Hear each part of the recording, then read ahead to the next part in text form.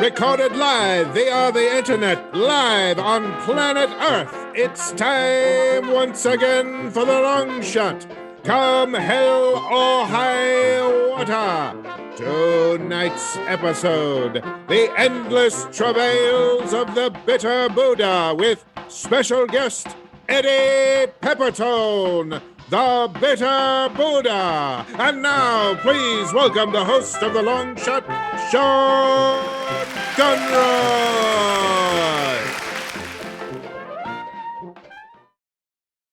Thank you. Good afternoon, good evening, good morning, good noon, good day, good night, good dawn, good dusk, good desk. Welcome to The Long Shot. It is a podcast.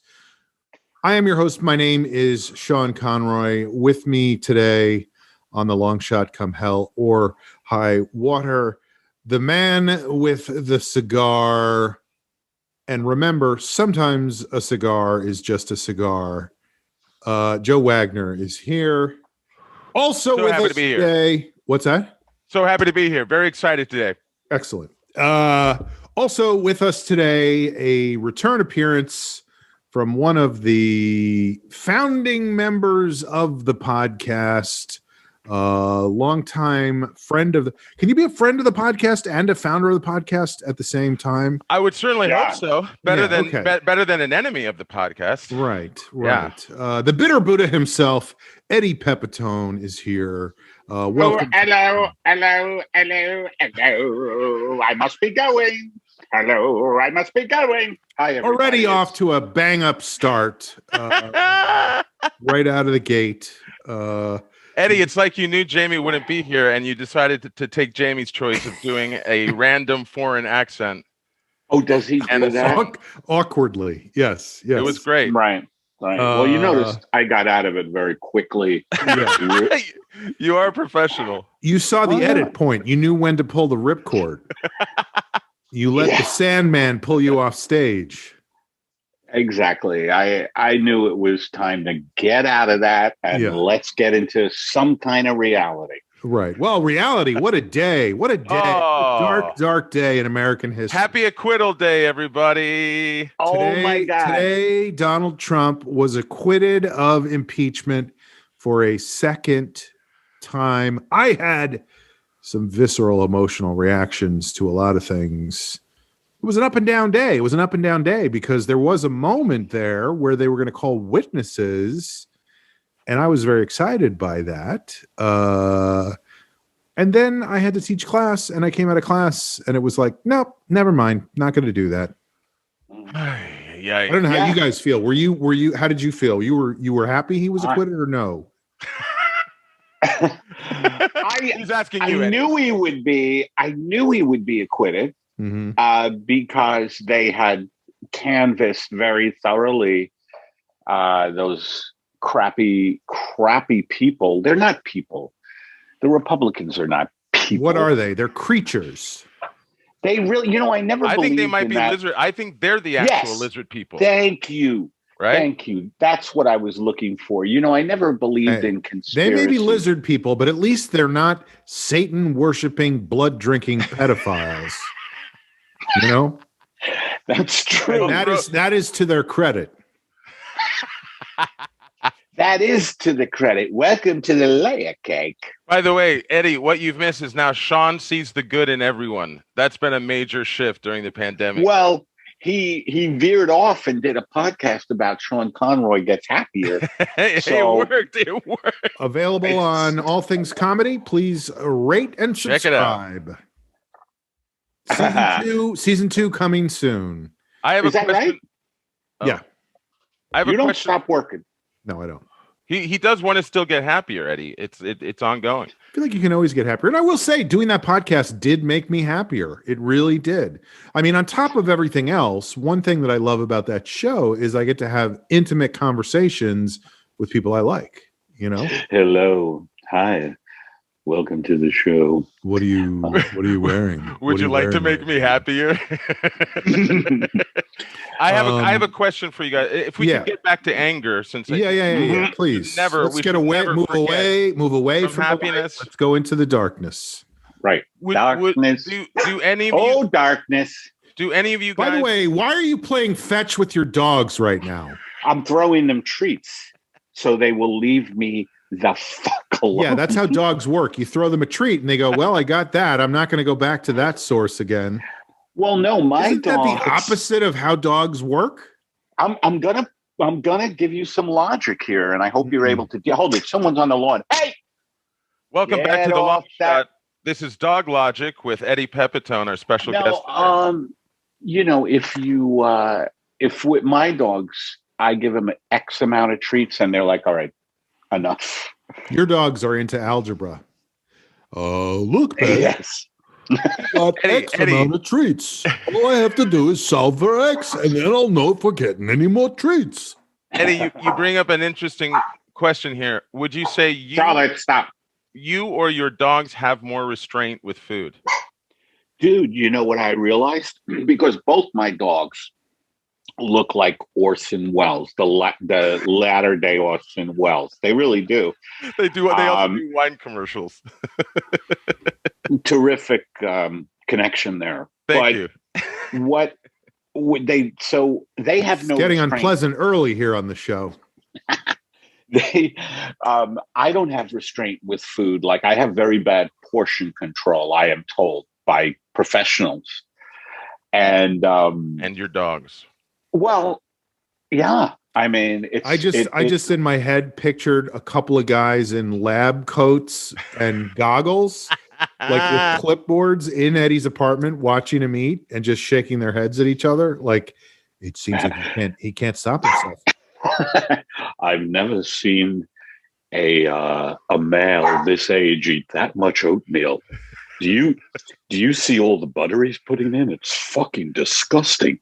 I mean, oatmeal is one thing, but butter is something else. That's true. Why do you make observations like that, Bob? What the fuck? Dried cranberries? Those are sweet as hell. Do you see how many he put in, Tim? Let me tell you something, Bob. Nobody's getting fat off dried cranberries, okay? Yeah, well, yeah, by the way, Eddie, that sounds like a relatively healthy breakfast to me. That's pretty good. Exactly. That's pretty good. That's not bad. What do you have? The problem is he eats it out of the bathtub. He fills the bathtub. Oh, Mo, I have an insatiable hunger, lust, yes, for filling up that God-sized hole. The hole in the donut.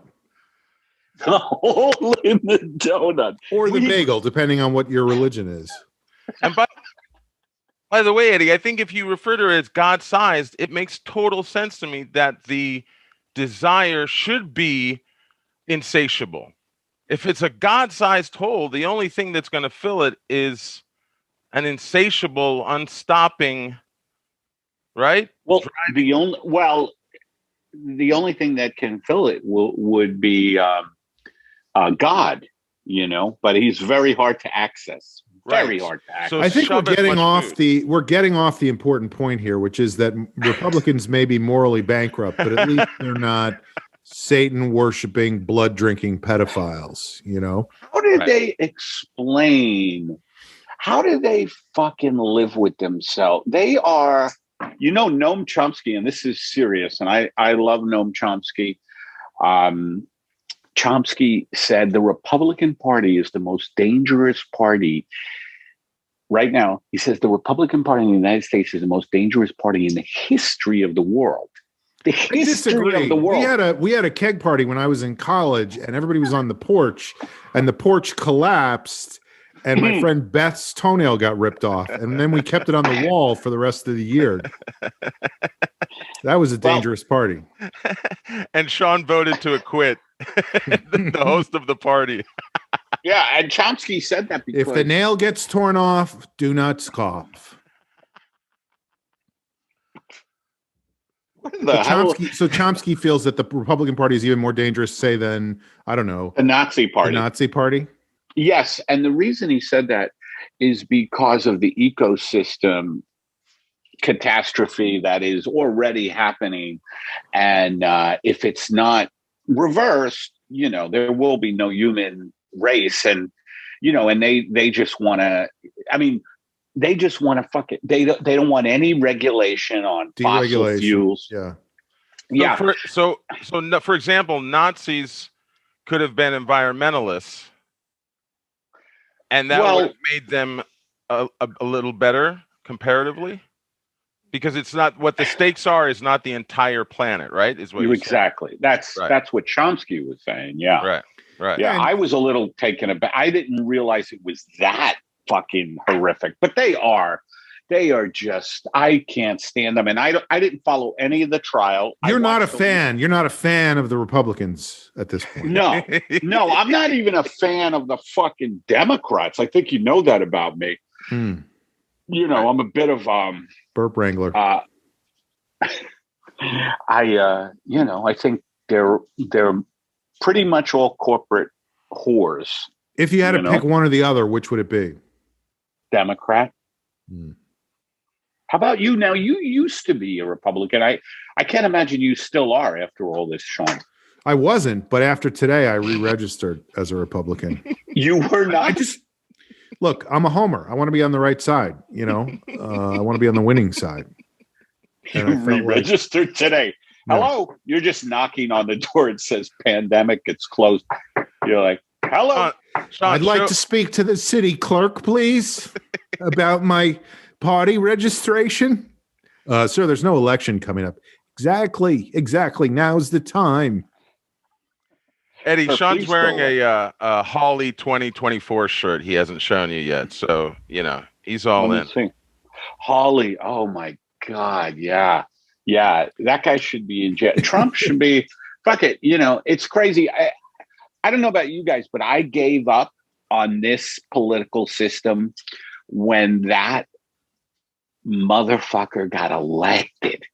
I mean, before that, you almost ran for Congress, correct? Mm-hmm. I know. I don't want to run for anything. I don't want to be part of that. First of all, it's like they have to get up early. I don't. That's the main thing. Yes. I mean, having a schedule to adhere to is not interesting. I'm an artist. I'm a free spirit. I'm someone who reflects the pain and travails and love of this society. Eddie, nothing worse than travails. Beautiful word, by the way. Eddie, I know you're a huge fan of traditional media comedy, and speaking of politics and getting up early, I just binge watched 5 episodes of Mr. Mayor, the new NBC sitcom with Ted Danson, and I got to tell you, as angry as you might be about politics, I think you might enjoy the show. He's a good mayor, correct? He's trying. A bit bumbling, perhaps. He's trying, yeah. Bumbling. But he's trying. And you know who you're going to love in it, Eddie, is playing the character, a comedic foil to Ted Danson is Holly Hunter. Holly Hunter. She plays like the far left, Is that an NBC show? Yes, it is. Tina Fey. First of all, I want to applaud NBC for going out on a limb and using Ted Danson and using Holly Hunter, as their 2 leads. Just terrific instincts on their I feel like you're being sarcastic. What do you think would be better? Should they go out and find unknown people that have no following and no celebrity appeal? Would that be better? Because Holly Hunter, Ted Danson is great, and Holly Hunter is also great, and I don't think has done sitcom stuff before, has she? No, I think it's disgusting. It's disgusting that how can you say that? You're an actor in LA, even though you're not in Los Angeles at the current time. They're going to keep. And even though when I was there, I'm not saying I was an actor. You're the one who's saying that, not me. I can't lay claim. You are. You do. You've auditioned for shit. For the record, I think you'd be great in the part. Eddie. It's fucked up that there is even a show called Mr. Mayor because Matt Oswalt, I'm being serious, Matt Oswalt, I don't think this is breaking any kind of trust. He's your best friend, according to Wikipedia. I researched you for this appearance. According to Wikipedia, it says he's your best friend. Anyway, Matt Oswald had That's the kind of thing proposed- Wikipedia exists for, right? Like classifying who's what to who. Well, I just thought it was What do an you mean? interesting. It was an interesting last line of your Wikipedia page, Eddie. It says that Matt Oswald is your best friend, which I was like, wow, that's Do you think Napoleon's Wikipedia page at the end is like, and Pierre Franklin? Interestingly, his best friend was the Duke of Wellington, which made made Pierre Francois very upset. So what happened? Matt Oswald came up with Mr. Mayor. No, yes, he did. He came up with I should be the mayor of Burbank, and I think he pitched it around. So I'm pretty sure they stole it from him. You know, so fuck them. They all suck. And then they give these parts to these fucking actors who, you know, dancing. I don't get his thing. I mean, starting with Cheers, there was no reason to use dancing for anything. You know? No, I mean that was you watch the pilot of Cheers, and you're like, what the fuck does this guy have that a million other people don't have? You know? No, the fact that he has another show though is a little much at this point. Becker, you talking about Becker? Oh, I see. I mean, you got Becker, you got The Good Place, Bored to Death, season 2 of Fargo. It's like, come on. He's great in Curb Your Enthusiasm. Joe, did you really watch the show? I actually binge watched 5. How was it? I enjoyed it. I enjoyed it. I'm asking. I was genuinely surprised because when they announced that show, Eddie, I laughed out loud because it was right when every other tweet in my timeline was "fuck Eric Garcetti," which is Los Angeles' mayor, and they were about to introduce a show about the Los Angeles mayor, and that man could not have been more hated at that moment in this city. And then I was like, I watched the show and I was like, oh, I had the reaction, Eddie, of knowing that I was being lulled by mass media entertainment. Yeah. But I was like, well, Ted Danson is a talented comic actor. You know, have you, by the way, I think it's confusing that you are now tweeting about how great the mayor of LA is, not making the distinction that you're talking about the mayor on Mr. Mayor versus the mayor. I've been canceled now 1,000 times. Yeah. Eddie, have you done any productions, by the way? I'm curious. I just wanted to ask you, this is the first time you and I did do 2 things. One was a Netflix special with Sarah Cooper. Oh, right. The Sarah Cooper thing, right. That was really cool because I got to work with Helen Mirren and she was awesome. Is it Mirren or Myron? Myron. It's Myron. Myron. She's had some travails. She's great. And then I did this fucking thing with Kevin Nealon with ATC actually. Guys, they did some kind of in-house industrial about golf, I think, and I did a really small part. I don't even know why they put me in it. It might have been a small part, but it was an in-house industrial about golf. So, Callaway. Mm-hmm. Callaway was the name of the company. So, how'd you feel? And was it nerve-wracking? It was. Because at some point you have to take the fucking mask off and pretend that there's no pandemic, you know? Right. And everybody's been tested, you know, but you don't fucking shit. You don't fucking know. When did you get tested? Yeah. We got tested on the Netflix thing a lot. Like I think I got tested 3 times within 10 days, let's say. Which, by the way, is just the correlation of a bigger production means more money, more testing. You know, more. If they've got Helen Mirren on something, they are going to make damn sure she doesn't get sick. You know, I mean, you don't want to be responsible for Mirren's death. She has the best opening to one of those master class, Eddie. She's done one of those master class classes, online classes. And the opening of the trailer for her class is she walks across the frame to a single chair. She sits down. She takes a beat of silence. Then she goes, I just did the hottest thing for an actor. I walked. Worked with Eddie Pepitone. She goes, I walked like myself.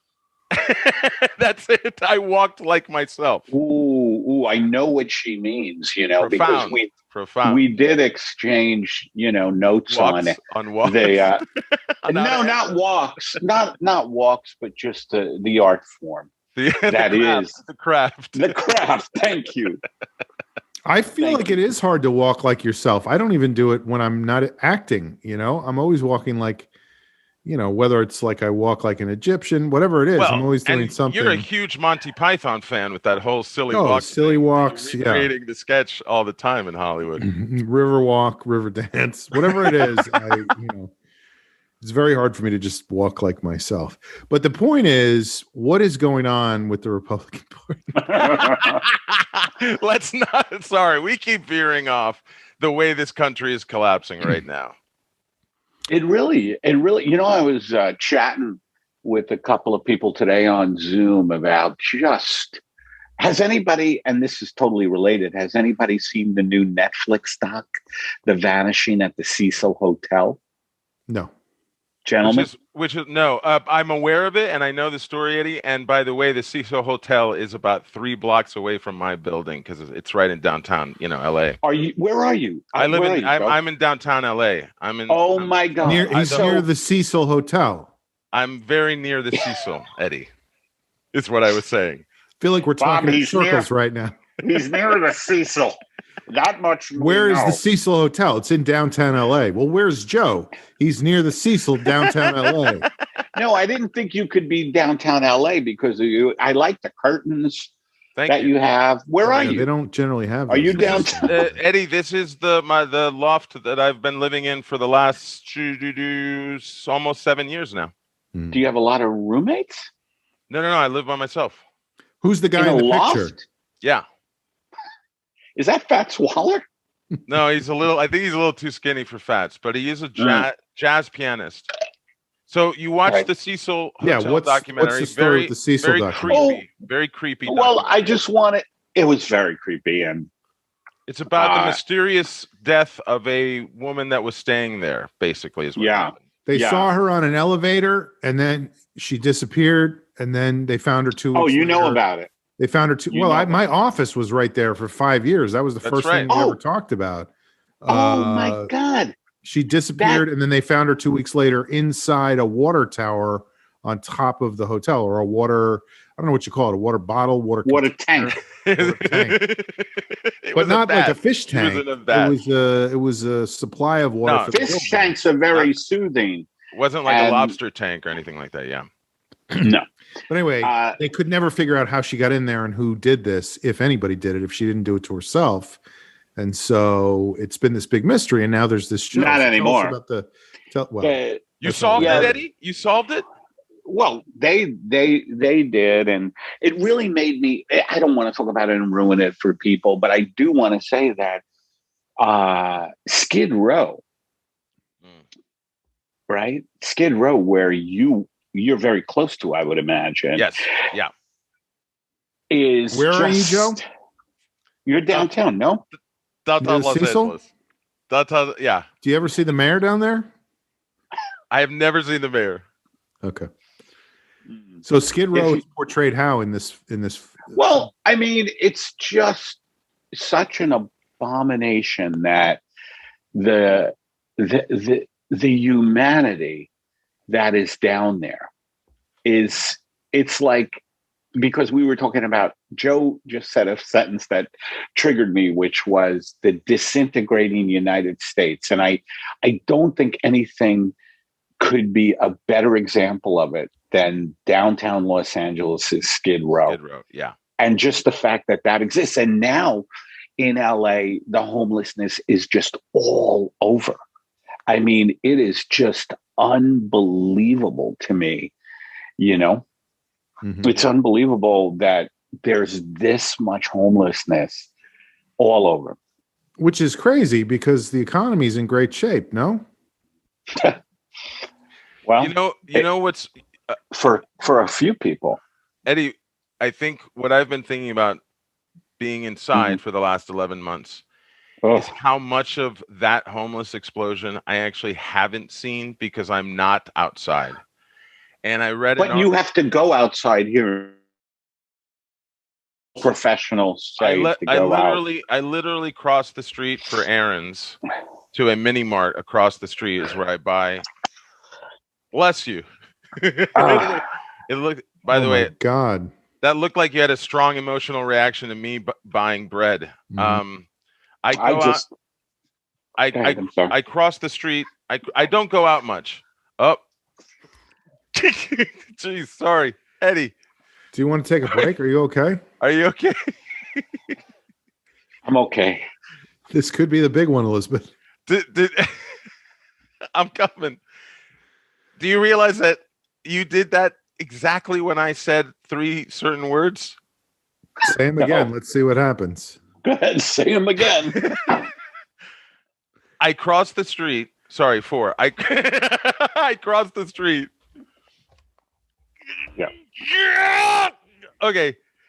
But Eddie, I haven't really seen anything beyond 2 blocks of my immediate. Wow. You've been good. You've been good and careful. I've tried to be as good as I can. But what I read a couple months ago is because I lived about 10 years in the neighborhood of Echo Park, and there's a very large lake in the middle of that neighborhood called Echo Park Lake. Beautiful lake in Los Angeles. Over the last 2 years, it went from a couple tents to now there is an entire community in the park, and they're self-sustaining and they're trying, but it's literally gone to 60, 70, 80 tents in this large park. And the only way I've experienced that is that I saw a picture in the article, but I literally, that is a lake that I would go by 3, 4, 5 times a week doing stuff that I haven't seen in 11 months. And I know I have friends who live in that area who say you would not even believe what things look like right now. Intense. Wow. Yeah. Are you afraid to take walks? Because walks are kind of safe, right? Outdoors. I have rooftop access to this building, and it's a large enough building that I just do walks all around the roof of the building, all around the edge. And Joe, to be not on the ledge, not on the ledge. Eddie, Joe has really improved his balance while he's been up there. So it's not as precarious as it might sound. Oh. You know what I said? Walk, Eddie. It's more of a jig, and I kind of do a little dance right on the edge. It's fun. He just goes. Sometimes I call myself really Sven. Is sad, though. I stole your character of Sven the clown. I do your Sven voice. But the point is, really? I feel like the Trump's acquittal today. All right. Well, we always like to start the show with a segment that we call checking in. So you still do that? Oh, yes, absolutely. We've been doing it for years now. Some traditions never die, Eddie. So why don't we start today with let's start with Eddie, because he's a guest here. So we'll start with the guest. Although as a guest, you might not know what you're supposed to do with checking in, but because you're a friend of the show and a founder of the show, I feel like you do already know. I do. And I think checking in is very funny during a pandemic because I never had a checking in when we didn't have the pandemic. I'd always be like, what the fuck am I going to check in with? I don't really do anything in my life. And now it really feels like that. But yeah, what is my checking in? I got to say that I feel good about a couple of things lately, which is I have started to walk at least 2 miles 5 times a week, and I'm really consistent. Like 5 to 6 times a week, I'm doing 2+ miles. And I know that sounds like nothing. No, but that's good. That's great. I'm just walking, though. It's like I'm walking, I'm listening to music. I'm like, in and around the lake. Yes. Oh, so you're listening to the worst band of all time. Guy, and she yes. Yes. 24 before my 7, and I'll be there. No, and I used to that shows you how much pot I used to smoke as a kid. It's awful. It is awful. I fucking loved Relayer. If anybody knows Relayer. Prog rock. Eddie. Any prog rock is terrible. Is the epitome of prog rock. Oh, I didn't know it was This is prog rock. perfect. This is perfect. I am the biggest Yes fan. Are you really? I went with my mother to a concert that that some Yes members played, Sean, but they contractually, that band has had so many members that they've had so many contractual problems. It was when 4 of them toured by the name Anderson, Bruford, Wakeman, Howe. Yeah, I remember that. It sounds like a law firm. And I took my mom to this concert, but it's so funny. It was a band that I got into in high school. I feel like I listened to them in high school too, but I always felt like when you listen to them, it's like their lyrics are basically you're trying to solve a quadrilateral equation or something, you know? Well, when the lead singer is using a beautiful falsetto, by the way, show reference falsetto, to talk about the harmonic convergence, you're on some extra level shit. But I loved that band, and I mean I haven't listened to anything they've done. I don't think they've really put out anything recently, but I went through a phase of buying Eddie. I was a huge Yes fan in high school, college, and I bought Relayer, I bought Drama. Remember, do you know that album? Drama? I don't know that one. I Gates of Delirium. Oh, going for the One is a great album. 90210, wasn't that one of their albums? That was, I believe, Spelling. No, it's what is it? What is the actual OU812? Wasn't that theirs? No. What is the devil? 66? I don't know. 555. That's the devil. That'd be funny if the Antichrist was 555. That would make a lot more sense. It's a misunderstanding. So you listen to Yes on your walks. Oh, okay. Owner of a Lonely Heart. Owner of a Lonely Heart. That's really the shit they played on mainstream stuff. But Gates of Delirium, if you really want to delve into the Yes canon. Yeah. By the way, I didn't know they were based in Czechoslovakia. Yes. Eddie, what I told Sean, which doesn't even exist anymore. Sean, Eddie, that's what you say. I took my mom to go see 4 of the Yes members when they toured. They could not contractually use the name Yes, so they toured by Anderson, Bruford, Wakeman, Howe, and I went to see them play in New England because I was looking. Lads, we need a catchier name than Yes. What about No? Too simple.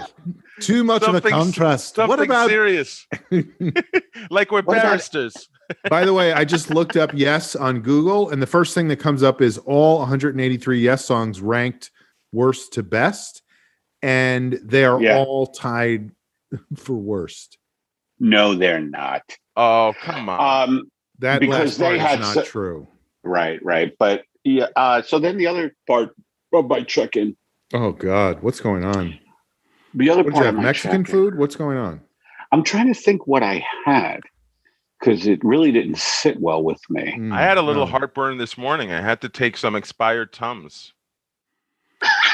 Do you feel like the walking is helping? Do you have any expired Tums? Yeah, I only take the expired ones. Do you have any back there? You take a look. Has the walking helped me? Yeah. You know what it helps more than anything is my head, like my mental state. Like I'm not losing a ton of weight. I mean, I'm just walking. So, mentally, this fucking pandemic, it's just so fatiguing. It really is. Not? Yeah. It's really, and it adds a layer of complexity to everything. Everything. In what way do you mean that? I can't even begin to tell you because it's too complex. It's just so fucking like there's something about the Groundhog Day aspect to it, or the fact that you can't. I don't know. It's a weight. To me, it's a weight. Yeah. Do you know remember when you go into the dentist and they take a dental X-ray and they put the lead apron on you when you were a kid, and especially when you I always refuse the apron. And he's still. I feel like the still don't apron have is like the superpowers. cigarette for the guy getting like I think it's Execute, cooler to give him the wave off on the sir. Can you put this apron on? We're gonna. I'll take my I'm like, chances. just give me a cigarette. You Yeah. remember So I when you were a smoked. kid and they would put that apron on Yep. and it felt Mhm. so fucking heavy. Mm. And that's what I just think going through any day right now is just feeling heavier than you ever had been before any of this happened, on top of everything, you know? Yeah. It makes it's- communicating with people more difficult. Just in the fact that people can't understand what you're saying through the mask, you know? And also, I speak always in Pig Latin, so that's already confusing. Yeah. Pig Latin in under a mask it's horrible. But the other the Eddie, other thing. how many masks do you wear? Oh my God! You know what's funny is that when this first started, Karen really got into ordering. Hello, darling. Darling. It's been a while. I know it I gotta has say, been. it feels good. Hello, darling. Hey, baby. Hey, hey, baby. Oh, hey, baby. Yeah. She ordered so many masks. It is fucking hilarious. And they're all, I think, worthless because it pretty much came out that they have to be kind of surgical. They're all I guess you Lone can Ranger wear masks. They're all up. They're just like Mardi Gras. Baby, what am I supposed to do with this? Look at this. What am I going to rob a bank? The two of you look like eyes wide shut together. Sweetheart, This is I love useless. to fool around. I love to fool around too, but this is too many masks, sweetheart. I don't want to get involved. No, why are they useless? Because they're the kind of they had all these like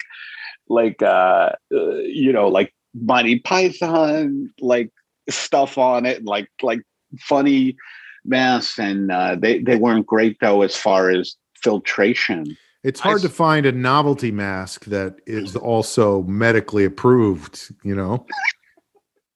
Hey, Bob, we got some N95s. Why don't we put John Cleese and Eric Idle on here? Just spruce it up. I'd put a honking nose on my mask. The old Groucho Marx glasses. Yeah. I tell you, that would be funny. A guy get an interview with the Groucho mask on. You know, I can go anywhere with this thing. You know what I mean? But I would not be a member of a club that would have me. That's for fucking sure. I saw a photo of Biden today where the mask was so tight that in the photo I could see it digging into his skin, because now that's supposed to have a tight mask. Yeah, it has to be so. You have to really try to make it as airtight as possible. You're supposed to have a very tight mask. Tighten that mask, everybody. Mm. Yeah. So you're walking a lot. You're wearing ineffective masks that have very funny sayings on them. Well, no, I got the N95. And I understand that I'm taking them away from frontline people, but as far as I'm concerned, stand-up comics are frontline. And it's also, we're living in a catch as catch can, every man for himself economy. You know, we're basically all vying for the same seat in the lifeboat right now, you know? Absolutely. I think we're all rearranged. First. We'll see. Eddie, sorry. I just want to say, I think we're all rearranging the deck chairs on the Titanic. As a professional comedian, touring comedian, Eddie, how do you feel about comics performing in clubs? I think they're nuts. Yeah. I think they're fucking nuts. Which, by the way, is the name of one of the clubs. Fucking Nuts is a great club. I literally saw a tweet today from a comedian that was posting a few seats left for my show at this club. A few seats left. Like, hey, just in case, let's up the likelihood of someone getting sick because there are a few seats left. Let's fill Can you imagine in any way promoting let's fill the space during a pandemic? Only comics seem that fucked up to do it. Well, I think the clubs. You're sure or you think? Which is it, Mr. Pepitone? You're sure or you think? Do you think or are you sure? I think they are at, 50% capacity? Is that what it is? When I was touring, I never broke 20. So, and that was before the pandemic. Right. I was pandemic safe throughout my whole career. I saw this coming. I had a friend who was in. I had a friend. Retroactively, you said that was why, even though at the time it felt uncomfortable. No, I always kept it below 20%. My best buddy was an epidemiologist, and he said, "Look, you don't want to go over 30% of this stuff." That's the other thing it says on Wikipedia, which is weird because it's like Matt Oswald, we know, is not an epidemiologist, but it says he's your best friend and that your best buddy is an epidemiologist. And you said he was a friend, and I haven't seen Matt in a long time, or talked to him.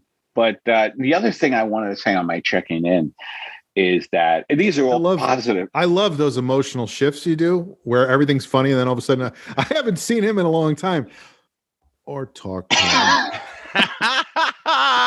By the way, isn't it?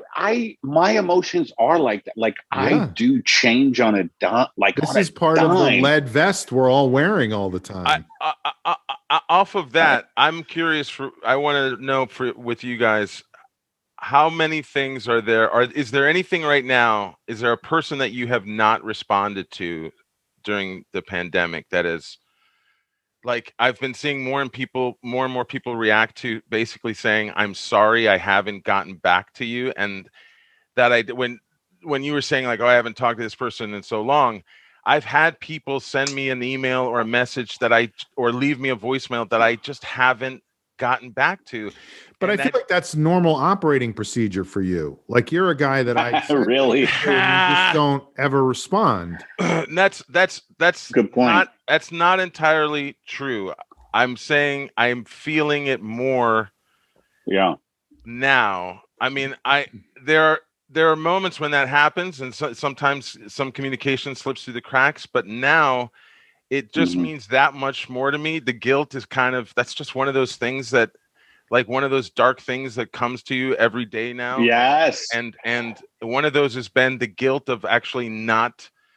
I had a friend call me recently, and I know why he called, because a mutual friend of ours passed away.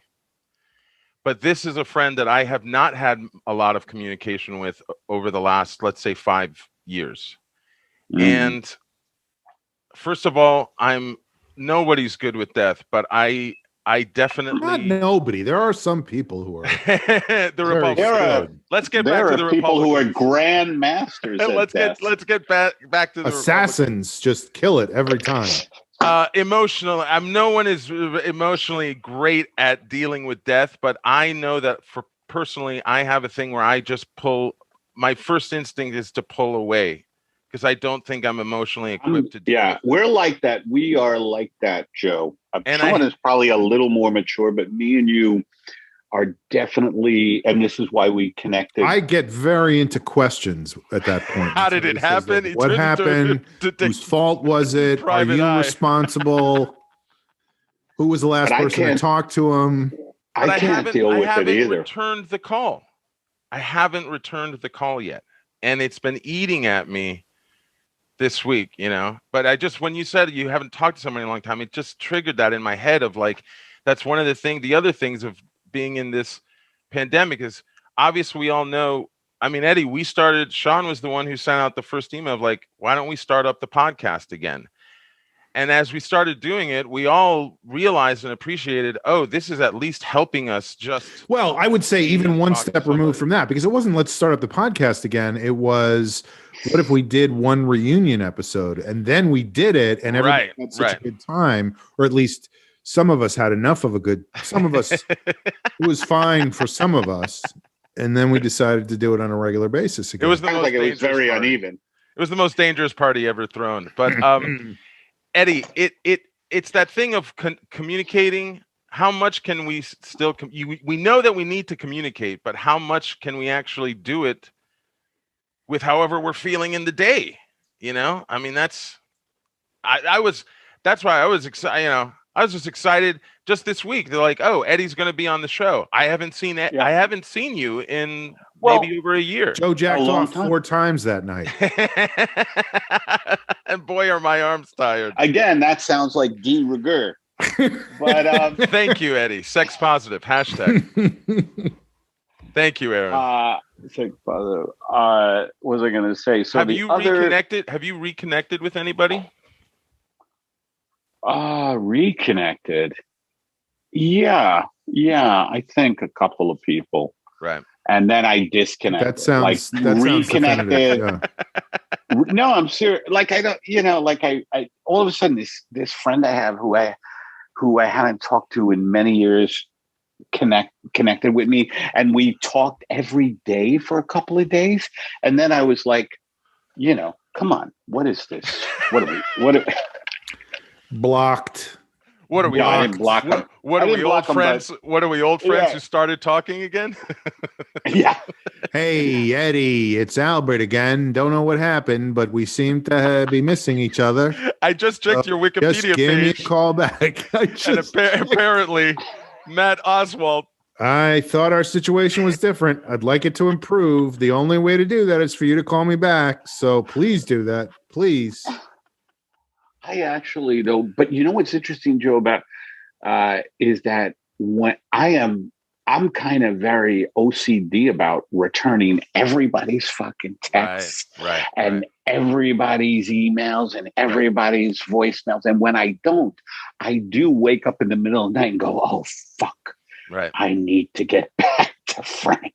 You know what I mean? Yeah. Like, yeah. So I'm kind of the opposite of you. Keeps you busy. Keeps you occupied, I guess.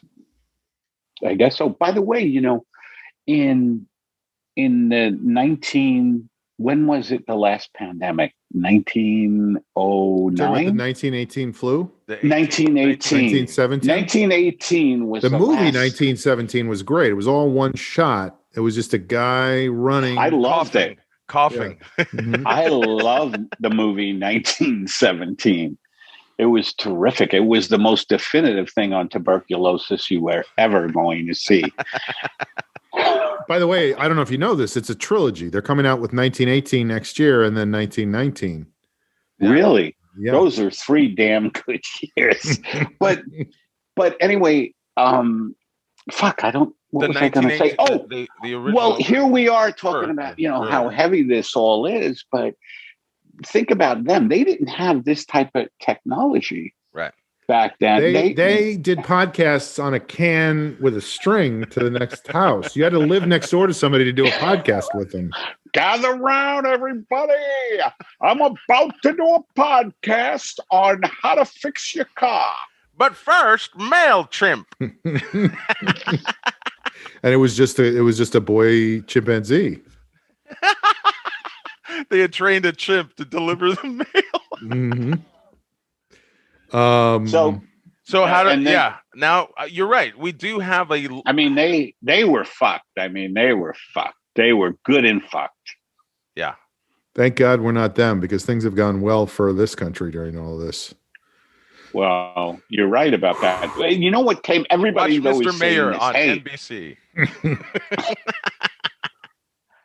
I'll tell you, I couldn't bear to watch that for so many reasons. But Eddie, you'll love it. I think the biggest one is that the corporate fucking world pretends that everything is still okay. Like I watch commercials, right? And I'm like, everybody is still smiling. Everybody is still like, hey, there's fucking the Carl's Chicken Burger or the fucking car commercials. Everybody, like, everything is still happy, and it just is. So it would be better. It would be better if they just acknowledge. Like, I would like to see more commercials just deal with reality, where it would be like, look, I know we should be 6 feet apart, but I just wanted you to try this new eczema medicine. It's very Look. effective. It does have some side effects, but they're not as bad as dying of a spiky protein in your lungs. And the reason why I saw that you have the condition is your mask is under your nose, sir. So if that's what your face looks like, I can only imagine your elbows and knees are doing very poorly. They're very scaly right now. What creeps me out about commercials now, Eddie, is all of what you just described, and then seeing just the random person wearing a mask in the background of the shot. You know, like, or they have somebody like I've seen commercials where some people are not wearing masks because it looks like the environment that you wouldn't necessarily assume they have to wear a mask, and then they'll cut to someone walking on the sidewalk and they're wearing a mask. And so is that like, right? It's that weird thing now of like, you're seeing someone who's not wearing a mask, but maybe they're in their backyard. You can't quite tell, right? But it's like you're still seeing someone without a mask. But hey, if the person walking down the street is shopping, you see them wearing a mask. I didn't know that. I didn't notice that. I've seen a couple now like that, because I think by the way, these marketing companies, they're trying to from the beginning of this, they've had to figure out how to, what you're saying, Eddie, in commercials is to recreate a world, but make it feel all safe and secure. But at the same time, they can't ignore. So when the first few commercials started to come out with people wearing masks, I'm just surprised at how many commercials are still being made and production-wise. No. I just think that's what I can't stand, is that for every one of these commercials, there was a risk of somebody getting ill. Well, here's my thing about that, which is that I did work on something last summer that was shot during all of this. And that's not to say, I'm doing better than you guys, but I did shoot something that I got paid very well for. Congratulations. But everybody got tested 3 days before the shoot started, which is meaningless because after that test, you can easily catch something, right? Correct. But I was like, oh, people are going back to work. Like, it was when everybody was still figuring it out, which I think is still going on. But even back then, it was like, oh, maybe this is coming to an end. Who knows? I mean, I thought it was just going to go away like a miracle. But then I showed up to the set, and you got your temperature taken at the set, which is useless because there's such a thing as what they call an asymptomatic carrier. So who cares if everybody has their temperature checked? If somebody's asymptomatic, they could be spreading. But the thing that really stuck out to me was there was maybe 60 people on set between actors and crew and all those people. And everybody had a different idea of what was happening and what to believe and what was true and what was not true, because there has been such a concerted effort, and I don't mean to bring this back to the Republicans, but there's been such a concerted effort to push disinformation since the beginning of all this, that some people believe it, some people don't believe it, some people believe half of it. So, you're talking to one person, everybody's wearing masks and staying apart, and then one person's going, it's crazy that they're doing this because it's all bullshit. It's just the flu. And then somebody else is like, they're holding the vaccine back because at a certain point, it's going to make a lot of money for somebody. And that's why they're, So what you're talking about now, Sean, if I may kind of put you're talking about, I'm talking about when I was on NCIS. No, go ahead. No, it wasn't. If I may put an umbrella on it, we have become a nation of conspiracy theorists. It's so ridiculous.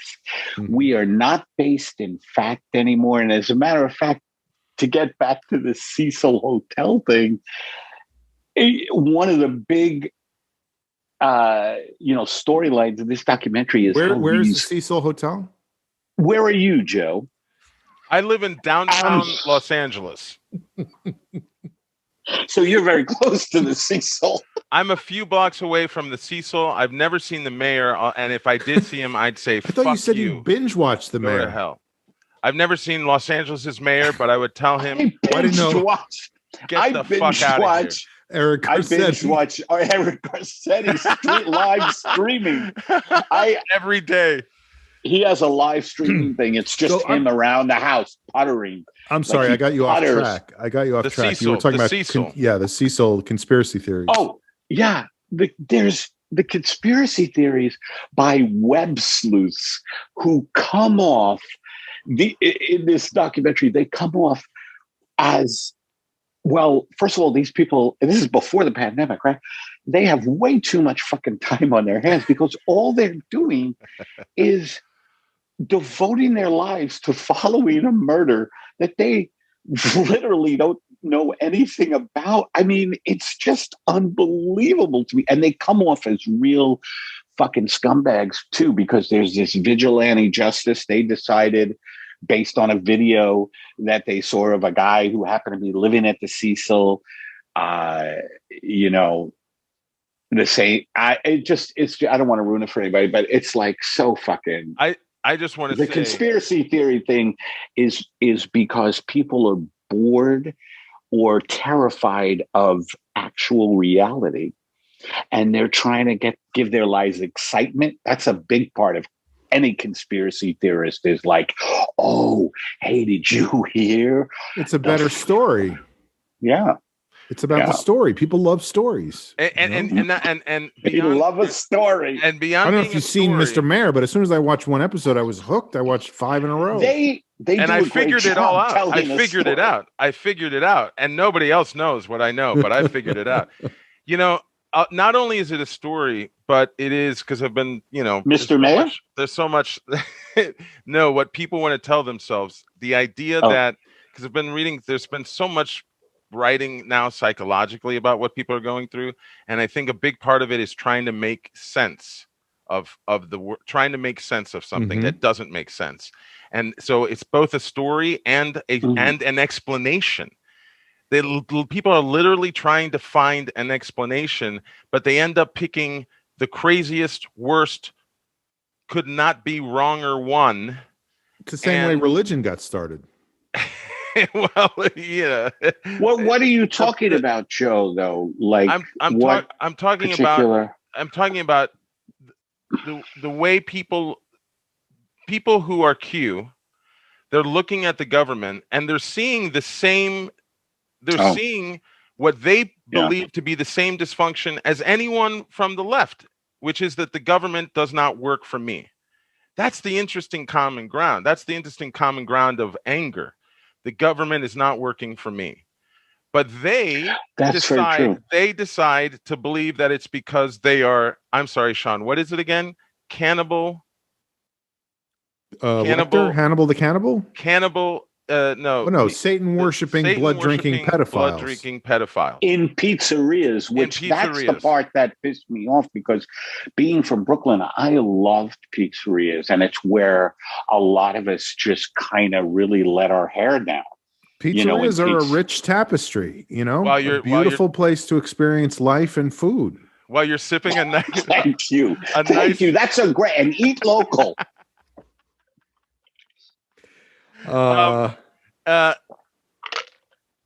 Anyway, so the second part of my checking in, please go ahead. The second part of my checking in is that I've been writing regularly. Like, the second good part of the pandemic for me is that it has really, and I think this is an interesting thing about the pandemic, is that people have had to like put a complete fucking stop on the momentum of their lives and what they've been doing. And you're kind of, when you have no momentum, as it turns out. I've had no problem putting a stop on everything. Objects at rest tend to remain at rest, and that is where I've remained, at rest. No screeching halts here. No. Yeah, who am I kidding? I love when I come up with these little things like, oh, it's really made me take a look. I catch myself trying to be profound, Or you were going through Hollywood like Sherman marching to the sea, burning Atlanta away. But actually I was performing. I would say I was always in my car going to either improv or comedy store at least 5 times a week. Yeah, 5 times a week. Right. Just running around doing stupid shows, and also with the live performing, like, I never realized how much of a buzz that is, and how much I need it to kind of get my crazy shit out, you know, because I've been, you know, I've really missed it. And I find the Zoom shows, I tried to do them at first, and then I was like, I didn't want to. Anyway, I've gotten into writing, and I've been writing pretty regularly. And I love Sean does the newsletter, and I really like Sean's style. And thank you. Which is just to say that I've been writing, and I feel like I'm finding like my style, you know, and it feels good. So those are the two positive things on my checking in. The other part on my checking in is that a throw rug. Oh, there's a third part, a throw rug. A throw rug came today from Bed Bath & Beyond, and it was rolled up, and this is the checking in I'm used to, and it was rolled up, and you're supposed to lay it on. The good thing about it being rolled up is it's way easier to throw that way. Yeah, Eddie, who are you throwing it at? Who are you throwing it at? Oh, I always throw the rug at people who need it. No, you know, if you roll up a fucking throw rug, right? They mail it like that, and it's got that plastic on it. I forget what they call it, shrink wrap or whatever. And so I took it out of the shrink wrap, and it doesn't sit on the floor. It just rolls. Rolls up. So my throw rug is just basically, it looks. You know what you do? You got to roll it back the other way. That straightens it out. No, what I did is I put big objects on it. See, that doesn't work because you're ruining the feng shui of the room. You got to take the rug. No, it'll eventually way from the way it's curling up, and that way it stays down. I don't follow you. I'm not a man of science. Eddie, what if you just lie down on it for a while? I resent the implication. I'm just saying, baby, we got the throw rug. Get me the sculpture on the anvil. And the piano, we're rolling the piano over. Sweetheart, aren't they doing construction somewhere around here? Go grab me a couple of cinder blocks. I need a pallet of cinder blocks. Eddie, you're not going to believe this. You're not going to believe this. Jamie's checking in last week. And I knew either Sean and I would tell you, but Jamie's checking in last week was that he got a rug for his place. And you know what else? He had no problem laying it out. His rug was cooperative. Wow.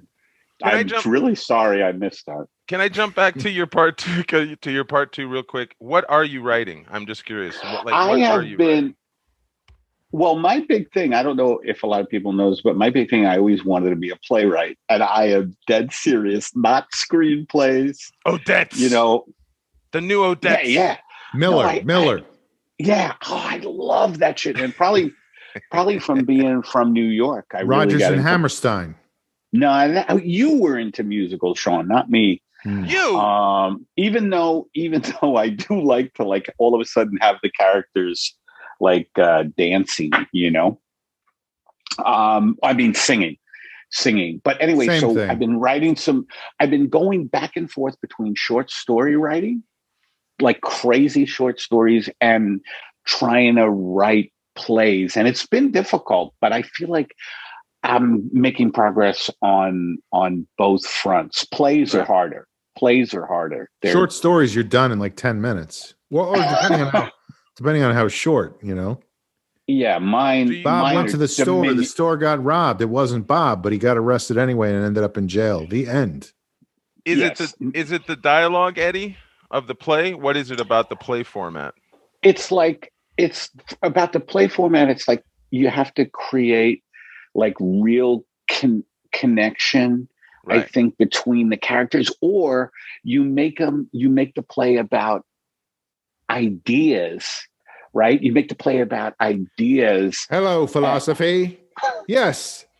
Well, how are you doing, Godot? Enlightenment? Waiting for Godot. For Godot is a great example. Hello. Nice to see you, happiness. Yes. I want to be the Beckett of our time, if I may. Well, we're all waiting. We're all waiting for the Beckett of our time. Well, I'm on it. You heard it here first, folks. All right. Well, this feels like a good place to take a break. So let's do that. And then we'll be back in a moment with more stuff. Probably checking in with Joe. I guess we'll see. Who knows where this goes? We'll be back.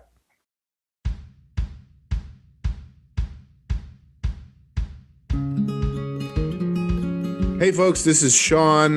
Thank you so much for listening. We really appreciate it.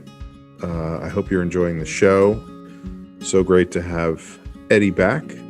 Will be great to not have him next week as well. Please feel free to, well, you know the drill. Just subscribe, rate, review, all those things. And tell people about the show. Get other people to listen to. Bring them in. All right. And now, back to our show.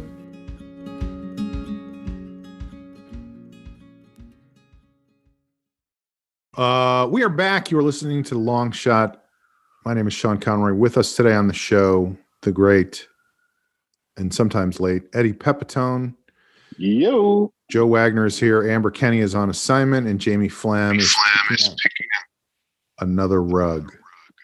I'm getting an echo of myself. I don't know why. Is this your headphones again, Eddie? I'm having the same problem I was having the other day when I was doing your show. All right, now it's better. I think we're good. Yeah. Yeah. Okay.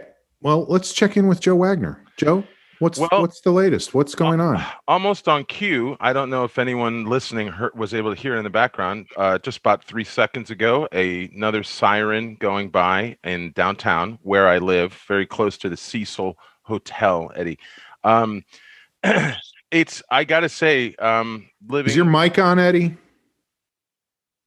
We can't hear you. Oh, I think you're muted. Are you muted? Oh boy. No. Fucking things. Now we can hear you. Now we can hear you. Can you hear us okay? Ah. Can you hear us? Can't hear us. Can you hear us? No. See, now I can hear you. Can you hear me? Yes, I think just you jiggling readjusting in your hands. Yeah. Mm-hmm. Okay. Go ahead.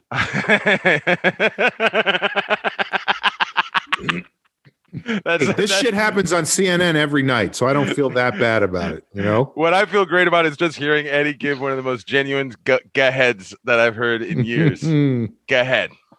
I can't talk about a thing that just is just physically stressing me out every day is the number of sirens that I hear in the neighborhood that I live in. I hear downtown every hour. That's right, little doggy. And it's wow. Eddie, I'll tell you, what? There's a lot of crime down there. You know what makes fires. You know what makes any clip of your last stand-up special? Which, by the way, congratulations. Oh, is that darling? Hello, darling. Yeah, I got a nice coffee. Hello, darling. Eddie, I watched lavender. Congrats. Ugh. I watched a couple clips of your last special, Eddie. Great special for the masses. Plug. Number one New York Times funniest. Shot at the Dynasty typewriter. Shout out. Glad Jamie isn't here for that. Eddie, to hear any of your bits with sirens going off in the background, it just makes it. I'm laughing and I'm also freaking out at the same time. And it's just like, that's how I feel like every day is so fucking up and down. It's like just being in a wave pool of fear and laughter of just trying to find every day something that just is a distraction. You want to wave to Joe and Sean? Just wave to Joe and Sean. Howdy. Hey, baby. Did he ask you about the layer cake yet? Yeah. Yes. Karen got Joe the DVD, the movie Layer Cake. And I think you promptly lost it. I may have lost it, but I may have lost it. But I did appreciate it. And speaking, anytime I do think of DVDs, I do think of the time that I apartment sat for you at Villa Lane, where Sean also lived. And I ended up watching all your porn DVDs while you were away. Yeah. Yeah. I mean, that is a good old days reference back when people had porn on DVD, on right? DVD. Mm-hmm. And Eddie, I had him also on VHS. Yeah. You're a wild. You had guy. him on wax. You had those wax cylinders. Recordings. Yeah. Eddie, you are a wild guy. I used to just draw images. You had cave paintings of pornography. Yes. You wouldn't believe what those bison were doing. Mm-hmm. But I did. But I just. It's. I feel like we're all trying to go through how much. You have to figure out every day. By the way, I'm sorry to stop you for a second, Joe, but do you guys ever have this feeling when you're talking to people on Zoom and you think somebody's frozen for a moment and then you realize they're just contemplating? 'Cause I just had that with Joe. Joe just went like this. Yeah. And I was like, uh-oh, Joe's frozen. But then you were struck by a thought for a moment. That's how you can get out of the Zoom call, is like, just hold the frozen pose. Anyway, I'm sorry, Joe. Go ahead. Yeah, I'm very sorry, Joe. No, sure.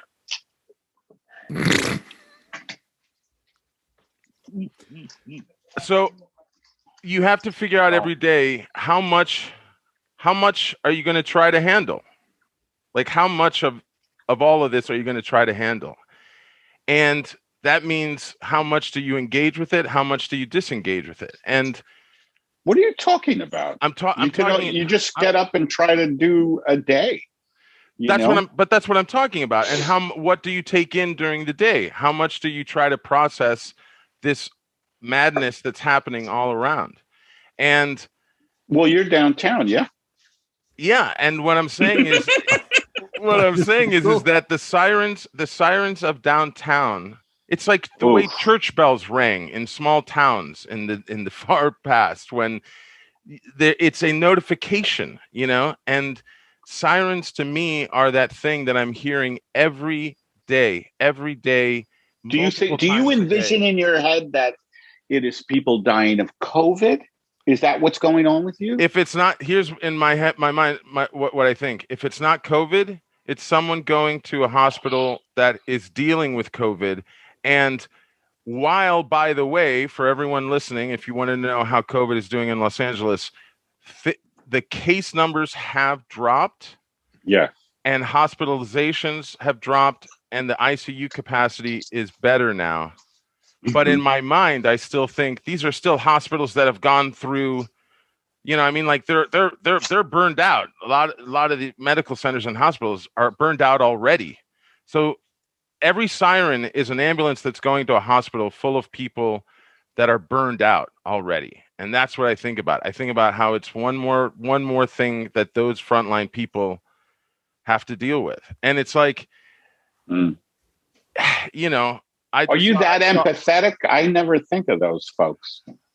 I am trying to be. That's the thing. I'm trying to figure out how empathetic I can be. There's a lot of them. There is during a day without falling apart. That's the tight wire, Eddie. It's like without falling apart, because if you feel it too much, you're not going to get anything done. And the thing that's been getting me through, I'm happy you mentioned something creative in writing, and especially a form of writing that is kind of new to you with the playwriting or coming back to it. But for me, a few months ago, I had this idea I've mentioned on the show. I had this idea for a dramatic television series. A big idea. I was imagining whole seasons. I was imagining a bunch of characters. That's good. That's how you have to do it. And I've never written a dramatic series before. I'm a comedy writer. I've never done this. And I don't know if maybe you've been doing this with the playwriting, but I just started watching video after video about dramatic TV writing, like from screenwriters. DVD. No DVDs, thank God, just online. And that's the thing. It's like I've been trying to teach myself. The one thing that's been keeping me going is the first time in decades where I've tried to teach myself something.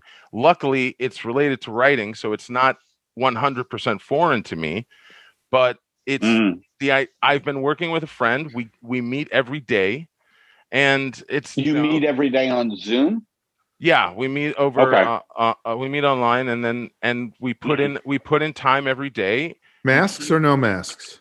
No masks, thank God. Although Eddie, when I walk out of my apartment, I wear so many masks with pieces of foam over my mouth.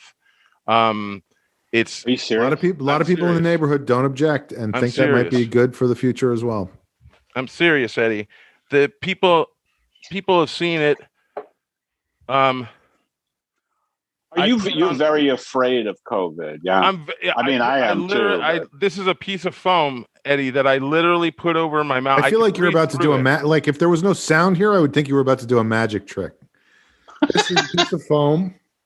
And then you Ron Lynch? Yeah. Have you passed out a dozen times, according to Aaron? When I get back to the apartment, it's like getting out of a scuba gear.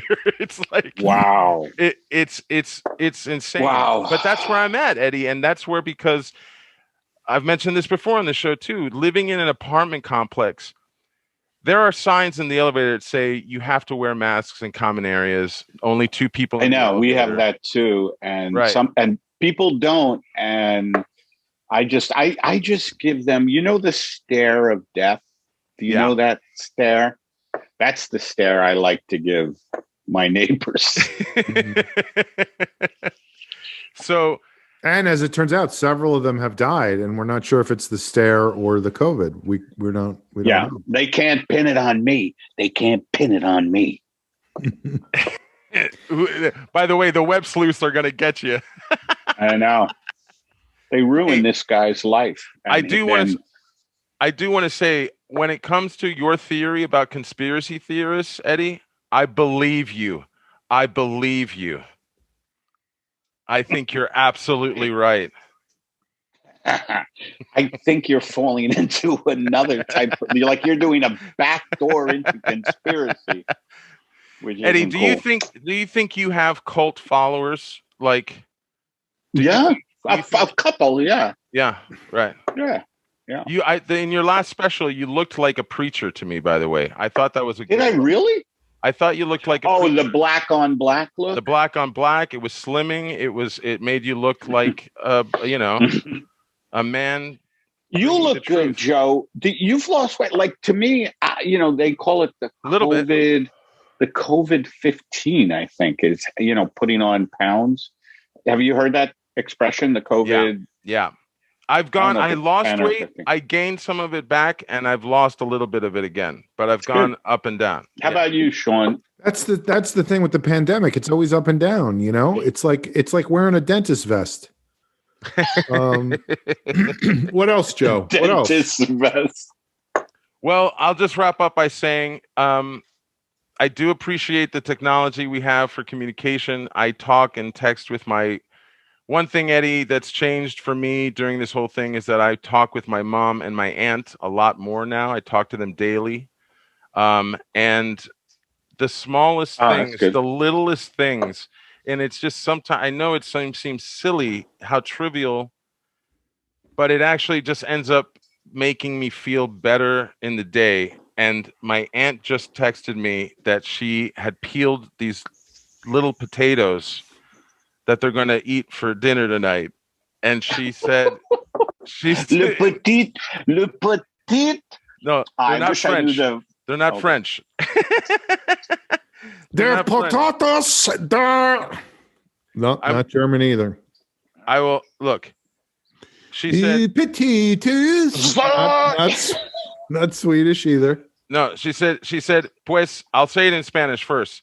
Pues pelé unas sweet baby papitas. Se ve que van a quedar ricas, which means, so I peeled some sweet baby potatoes, and they look like they're going to end up delicious. Isn't that a yes song?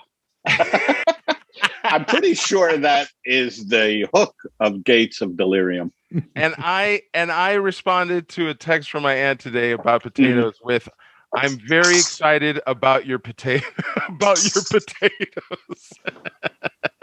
So you guys you're are saying, a little bit into the minutia of things at this point. That was my response. "I'm very excited about your potatoes." And that is the level of trying to just keep it together that I'm at. If my aunt is excited about her potatoes tonight, I'm excited for her being excited for her potatoes tonight. And that's what I'm just trying to use anything throughout the day that makes me feel better about everything that's happening. That's your checking in then, huh? Little potato. So you like potatoes? Getting through. Excited. You like potatoes and you wear a mask. That's basically my sweet baby potatoes. I have think no also, and you live by the Cecil.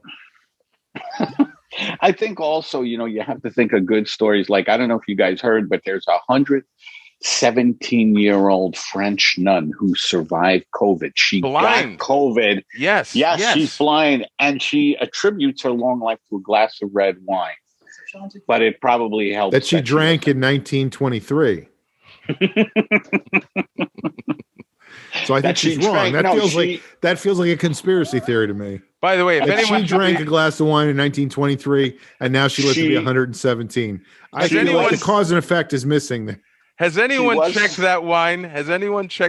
By the way? Because that could be children's blood, if you ask me. That's true. Yeah. That is 117. 117. Second oldest person in the world. Yeah. Who's the first oldest? A guy named Phil, who lives over in Jersey City. And he attributes his longevity to smoking a cigarette in 1937. So I feel like both of these people you have to take with a grain of salt, which, by the way, the third oldest person in the world attributes his longevity to a grain of salt that he took in 1949. And, anyway. 1949 was done in one long shot, by the way. And it highlighted polio. All right, I'll just check in with this because I feel like this fits in with what you're talking about. How do you get through these things? Because I do feel like, you talk about this lead vest we're all wearing of COVID all the time, and I do think that it just contributes to a mental state of like, this is already, I'm behind the 8 ball from the moment I wake up in the morning. Right. And I'm behind the 8 ball and I'm having an x-ray taken and I don't have a protective lead vest on. Is the lead vest I'm wearing all the time. Yes. Right. Right. So the other day I was going to do a bunch of errands and I was like, this is simple. I have all these things I want to do and it's going to be easy. And as both of you know, I think I'm staying at my parents' house right now. And so the first thing I was going to do was I was going to get up and I was going to go take the car I've been driving, which is actually my father's car, to get gas because I've been driving them around a little bit. And it's always too late at night when we get home to get gas, or it's like we're too late to go to the thing they have to go to. So, and the one gas station that's close by is too expensive, so we can't get gas there because it's 40 cents cheaper a gallon at this other gas station. So I'm like, I'm going to go get gas. That's the first thing I'm going to do. I get up, I open the garage, I look out of the garage.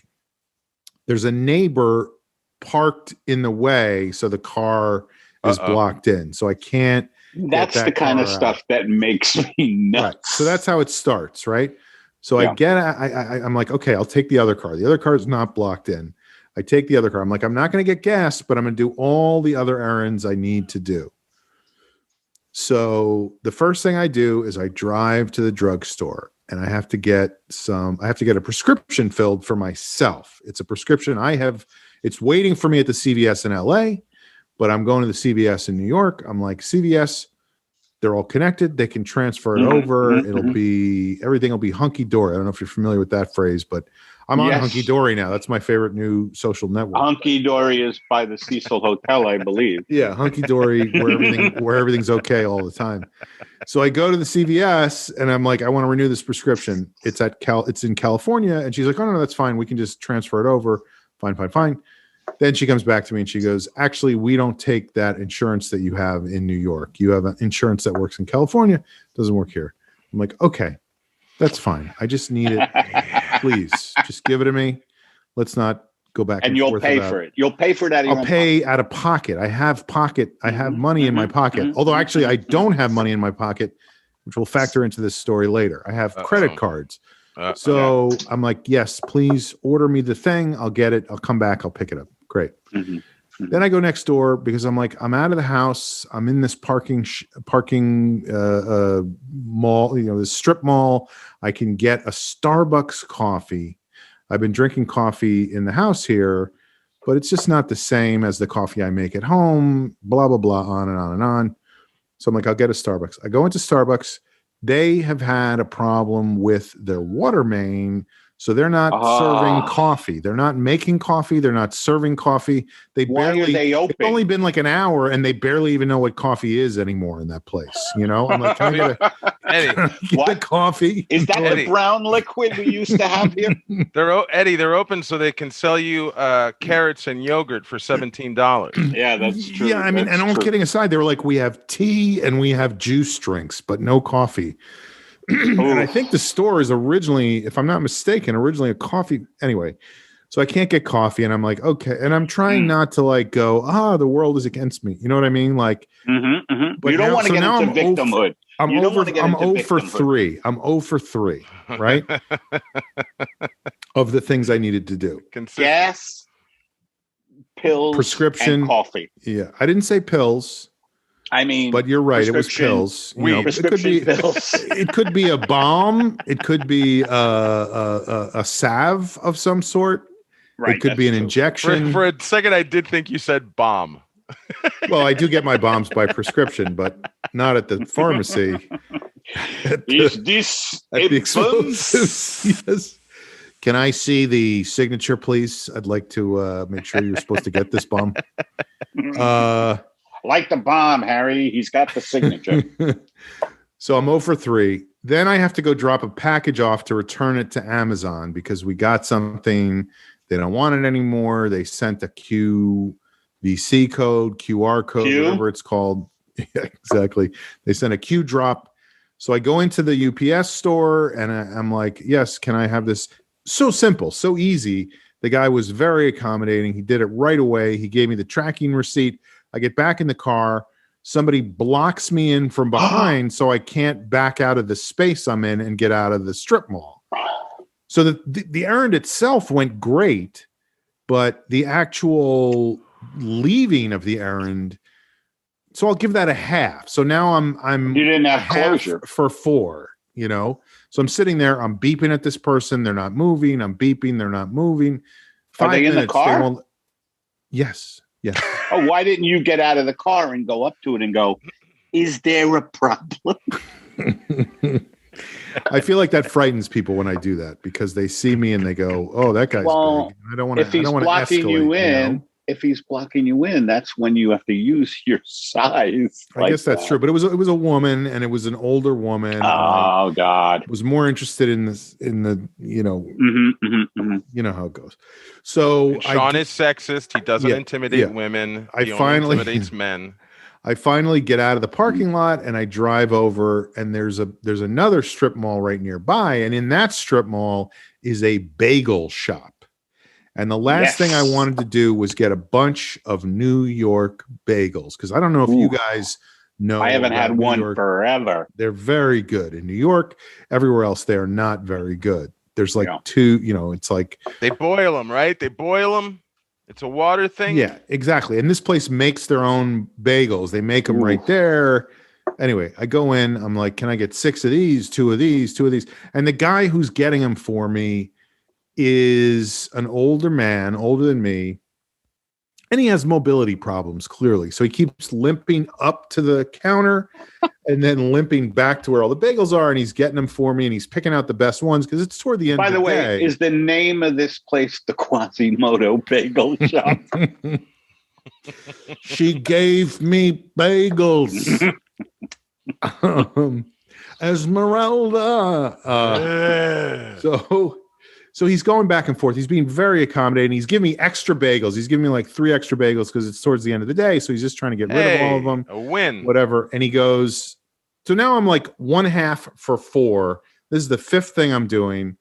I'm very like my frustration level is so high at this point. On top of the fact that I'm already wearing the lead vest of COVID, the dentist X-ray vest weighing me down. Yes. And so, also I'm in New York. I'm at my parents' house. That's like a whole other level of like, I would rather be in my apartment in LA, but that's just not possible right now. There's just so much going on. Such a level of, I feel like I'm losing my hair as I'm saying this because, so that's another thing that's adding to it. I recently lost a lot. I may be going bald at some point. But anyway, so he gives me like 20 bagels and he's like $12. And I go, great. I pull out my wallet. I give him my credit card and he goes, oh, no, we only take cash. And I was like, "Oh, come on!" This is what happened. I go, oh shoot, I'm sorry, I don't have cash with me, so I guess I'll. And he goes, and he just pushes the bag across the counter, and he goes, next time you're in here. And I swear to God, I almost burst into tears. Yes, wow. That's exactly what I would think. Just that moment of humanity from another person, I almost. I couldn't believe it just because that shit doesn't happen anymore. The world we live in doesn't have people in it who behave that way. Everybody's so out for themselves that people are not kind in that way. And this was not a guy I knew. He had never seen me before. And he just was like, next time you come in. All he knows is you're a big guy. Nice. He was intimidated. Yeah. Okay, fine. You don't have the money. Just take the bagels. You shot him the death glare of Eddie. Your bagels are your life, sir. That's really nice, though. That is really nice. It's kind of like one of those stories right after 9/11 where people were being very... Or after Pearl Harbor, Or, Pearl Harbor, there was a lot of compassion. Antietam, Antietam was like that. After Antietam, a lot of people, By the way, I go back to the defenestration of Prague. They threw all those people out of the windows. When 1919 comes out, it is going to be the sweetest movie because it's just people giving each other free shit. Anyway, I woke up the next morning. I woke up the next morning. Defenestration of Prague. You could get anything right after people were thrown out those windows. But I woke up the next morning. As soon as I woke up, the first thing I did was go over there. No, I just said I don't ever have to go back there. They lost my bit. He wrote the worst Yelp review. This guy is so slow. No, I did. He was funny. I went over there and I gave him, I gave him the money I owed him and I gave him an extra $5. And I go, hey, I owe you money from yesterday. There was a lot going on at that point because it was the middle of the day. And I was like, here, I owe you this money from yesterday. And the guy goes, oh yeah, let me take your picture off the wall here. which I thought was hilarious. It's funny. You threw him an extra $5, and it would be funny if you guys just one-upped each other each time. Like you threw him an extra $5, and he goes, "Hey, I have this thing lying around. I never wanted it." He just gives you a diamond. How'd you like an ownership stake, sir? I'll take it, but here's the keys to my father's Lexus. It's right outside. And we're both just weeping the entire time. Like, you know what? I have a cousin who works at Johnson & Johnson. Here's the vaccine. He just looks at me and he goes, this reminds me of the defenestration of Prague in the aftermath. Oh my God. No, I gave him an extra $5 and I was leaving. And as I was leaving, I hear him behind me and he's going, sir, you gave me too much. You gave me too much money. And I just turn around and I go, just put it in the jar. Like, just, it's for you guys. So anyway, it was a really nice human moment in the middle of all this. And those kind of things are. By the way, did you ever you paid for the pills? Did you get them? You never finished that part. Oh, fuck. I'll be right back. You sprint. Oh, boy. I don't have my pills. I need the bomb. So that's all I have. That's all I got. I think it's funny you guys were joking about people trying to give away the vaccine when literally we've had to read stories of people saving shipments of the vaccine that were going to be let go or wasted, and making sure that they still got to somebody at least. I wish I would have been around for, you know what I mean? Like that's really the definition of being in the right place at the right time. Like, this vaccine has to be given to somebody. Hey, I'm here. You can. Yeah. It's like you gotta. It is mind blowing to think that to get a life saving thing, you have to know some. You have to. It's like we're in a position now where you have to know somebody because we're all still waiting, and the people that we all know haven't said anything yet because they don't have it yet.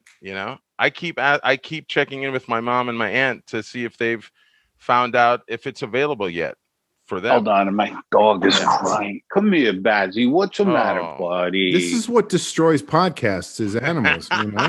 It's like, why are we? What animals are we doing here? Animals and kids. Well, we're not in studios anymore, so we, doing it from home. You get certain. Oh, the fans are gonna love this. We are seeing a furry little dog. This is Basil. Say hello, Bazzy. Basil Rathbone. Eddie, what were all the names of? And I think some have passed, but what were all the names? There was Hoju, cats and dogs. Criswell. Yeah. Yes. Criswell. Yeah, they both died. Right. That sucked. But there were like 4 other ones. Yeah. They took their lives in a double suicide. That happens to dogs on this show. I mean, that is the history of dogs on this show, is that they basically kill themselves. They do. Jamie's dog killed itself in the pool years ago. Look at Aaron. He got it. And Lewis is gone too, but we're down to Katie and Sherman. Katie and Sherman. And then Basil and Charlotte, and then the 3 parakeets we recently got, which are Mo, Larry, Curly, the 3 parakeets. Congrats. Named after Mariano Rivera, Larry Bell, and Curly from City Slickers. Okay. It's good that you and I are the only people who know who Larry Bell is. That really I know. I love it. I love that. Well, it's time for a segment on the show that we like to call Parting Shots.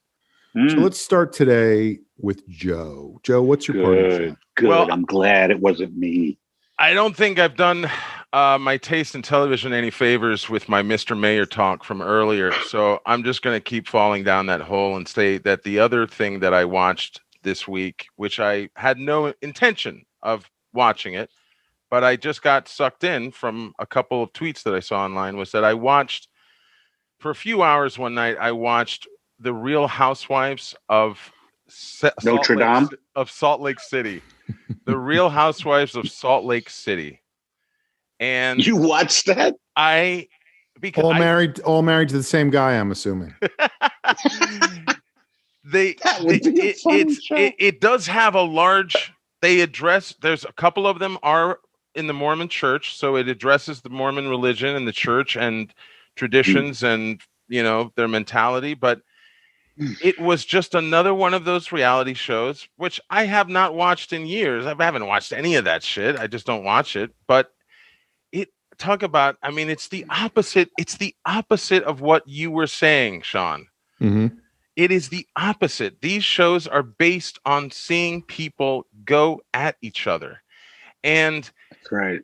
As I watched it, I was like, we have made up all these fake little fights for people to watch so that they don't look at the big one. It's all that misdirection. And afterwards, I felt gross, but I was also like, oh, I like Heather. You know what I mean?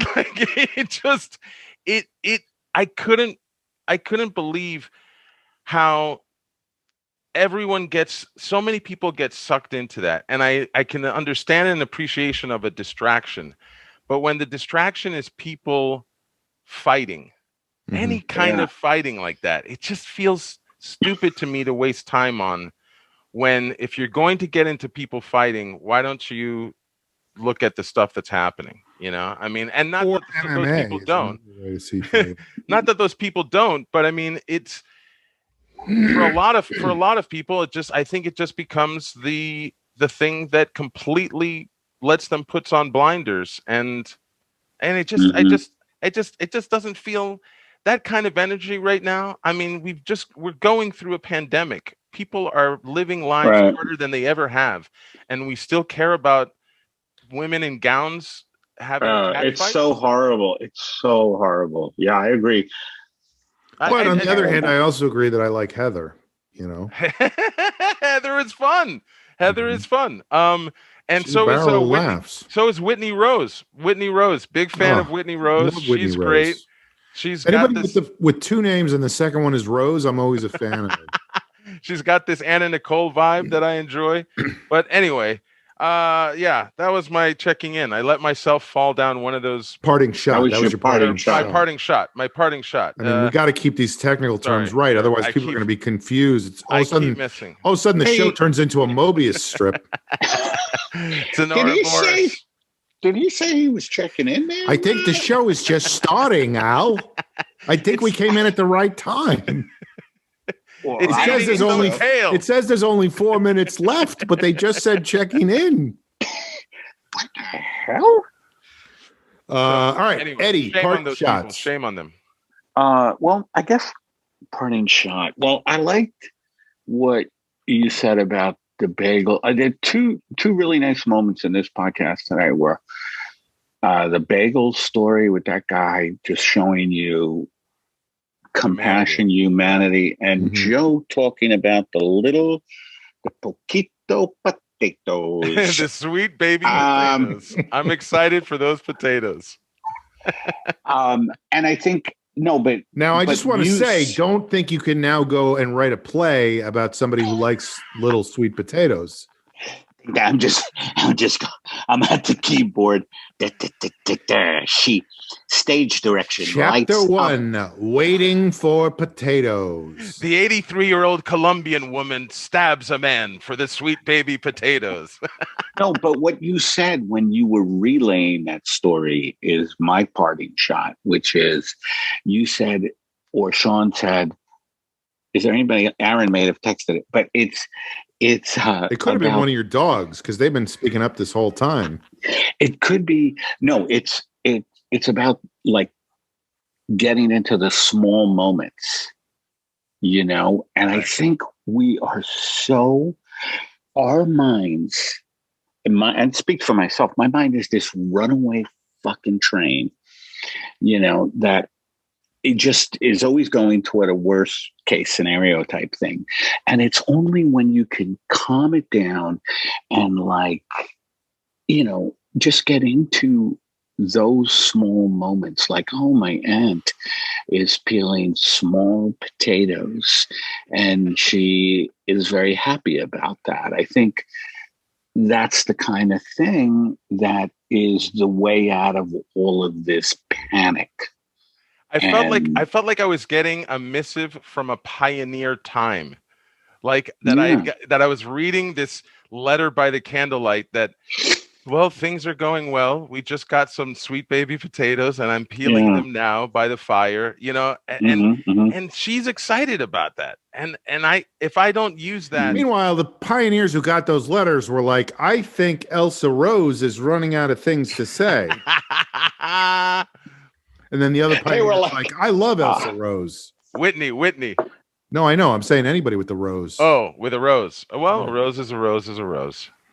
Yeah, so that's my parting shot. Just you know, small gratitude moments. for the little things, and really being present for the little stuff that's pleasurable. And I saw a photo of you walking your dogs at night, Eddie, and the small thing that made me smile was that you were wearing like that light up, a glow collar, a glow collar for your night walks.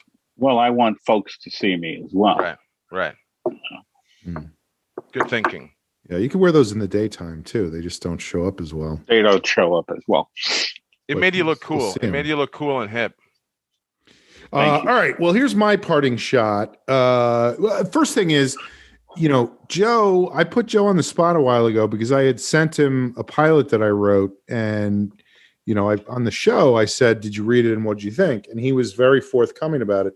So I want to do the same thing to Eddie, which is I sent you the pilot that I wrote and I never heard back from you about it. So, and it's fine if you haven't read it. I just wanted to put that out there and see. I started reading it. I have not. That's like the worst answer. Like, it would have been better to say I didn't start it.